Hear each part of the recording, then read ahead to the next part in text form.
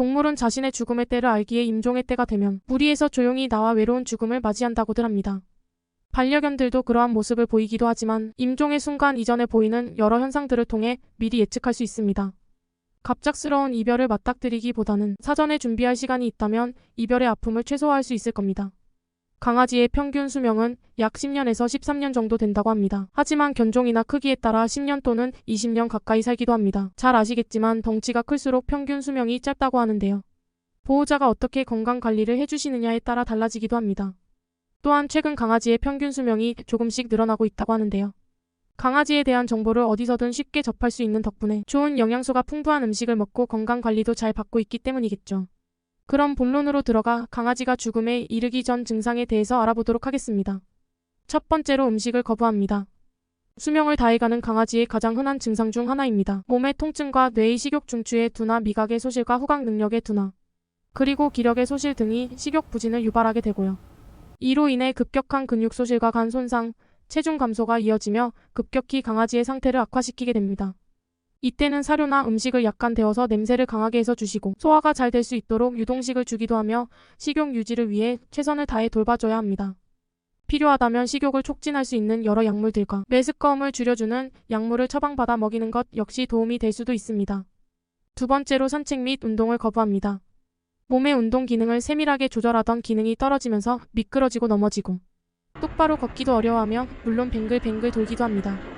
정상적인 보행을 힘들어하는 이 증상은 강아지가 삶의 끝에 임박했다는 굉장히 중요한 신호입니다. 이때는 강아지의 안전을 위해서 떨어지거나 넘어져 다치지 않도록 주변 환경을 안전하게 만들어주세요. 세 번째로 체온 조절 능력이 떨어집니다.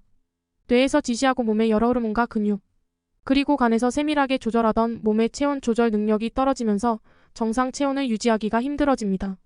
주변 환경이 추우면 체온이 떨어지고 주변 환경이 더우면 체온이 올라가는 거죠. 가장 기본적이며 중요한 생명을 유지하기 위한 기능 중 하나가 그 기능을 다하면서 강아지의 삶의 질을 떨어뜨리게 되는 겁니다. 겨울에는 강아지를 위한 따스한 잠자리를 지속적으로 제공해야 하고 더운 계절에는 시원한 공간과 충분한 물을 마실 수 있도록 환경을 조성해줘야 합니다. 일정한 체온을 유지하는 이 항상성을 유지하는 기능은 생명 유지의 가장 기본입니다. 네 번째로 잠자는 시간이 늘어나고 활동이 감소합니다. 에너지의 부족과 근육의 손실이나 통증 등으로 인해 잠을 자는 시간이 극단적으로 늘어나고 또 무기력하게 하루 종일 잠자리를 안 벗어나기도 합니다. 그로 인해서 근육의 손실은 가속되고 관절의 통증 역시 심해지게 되는데요. 이유는 강아지가 움직이려 하지 않기 때문입니다. 그리고 몸에 여기저기 욕창이 생기기 시작하고 다양한 자극을 받지 못한 뇌는 위축이 되면서 인지기능 저하 즉 치매를 더욱더 가속하게 되는 겁니다. 이럴 때는 욕창을 방지하기 위해 푹신한 잠자리를 제공해 주시고 자주 만져주고 마사지를 해줘서 자극을 주려고 노력을 하셔야 합니다. 혈액순환도 도와주고 몸 여기저기 자극을 주면서 뇌도 자꾸 자극을 하는 거죠. 또 필요하다면 진통제를 처방받아 반드시 복용시켜주며 잠자리 주변은 카펫을 깔아 더 잘 움직일 수 있도록 여러 가지 방면으로 도와주셔야만 합니다. 다섯 번째로 먹는 물의 양이 줄어듭니다. 이 역시 식욕 중추와 더불어 몸의 탈수를 감지하는 신장의 기능이 떨어지고 목이 마르다는 신호를 주는 뇌의 기능 역시 떨어지면서 물을 극단적으로 덜 마시게 됩니다.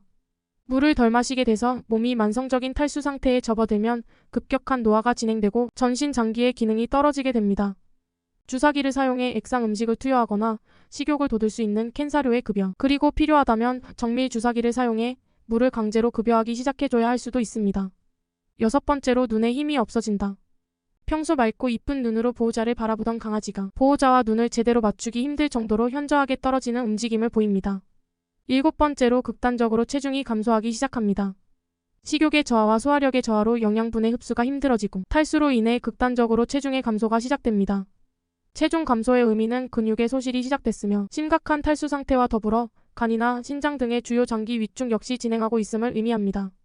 이때는 액상이나 소화하기 쉬운 파테 타입 형태의 음식을 공급하시고 필요하다면 강제급여 역시 공급하셔야 합니다.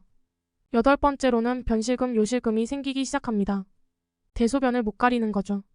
방광관략근과 항문관략근의 조절 능력의 소실, 그리고 화장실까지 이동의 어려움으로 소변과 대변을 그냥 누운 자리에 싸기 시작합니다. 대변과 소변을 자신의 잠자리에 보기 시작한다는 것은 이제 스스로의 몸을 조절할 수 없음을 의미합니다. 끝이 임박했음을 보이는 대표적인 징후입니다. 몸이 대소변에 오염되기 시작하면 체온이 급격하게 떨어지고 욕창이 심해지고 식욕을 잃어버리게 됩니다. 이때는 욕창 방지 매트와 그리고 커다란 타월, 그리고 배변 패드 같은 것들을 사용하여 수시로 청결히 관리를 해주셔야만 합니다. 9번째로 발작을 시작할 수도 있습니다. 신부전으로 인한 요독증 혹은 간부전으로 인한 간성뇌증, 그리고 뇌의 기능 저하로 인해 발작이 진행되기도 합니다. 이 발작은 일단 시작하면 그 발작의 간격은 점점 더 짧아지고 발작은 더 격렬해지는 그런 양상을 보이게 됩니다. 사실 이 정도 상황이 된다면 우리가 강아지에게 줄 수 있는 가장 적극적인 치료의 형태인 안락사 역시 한번 고려해 보셔야 합니다. 내가 사랑하는 강아지가 고통 속에 있다면 그 고통을 덜어주기 위해 무엇이든 해줄 수 있는 이런 마음의 준비를 하고 있어야만 하는 겁니다. 10번째로 호흡의 변화가 옵니다. 마지막이 임박한 강아지는 호흡에도 변화가 옵니다. 평소 입을 벌리고 개구호흡을 하기도 하고 심하게 팬팅이라는 과호흡을 하기도 합니다. 헉헉거리는 거죠. 쉬는 동안 혹은 자는 동안에 호흡이 오랫동안 멈추기도 합니다. 호흡이 불규칙하고 팬팅을 동반하는 것은 폐나 심장의 손상 혹은 심각한 통증을 암시합니다.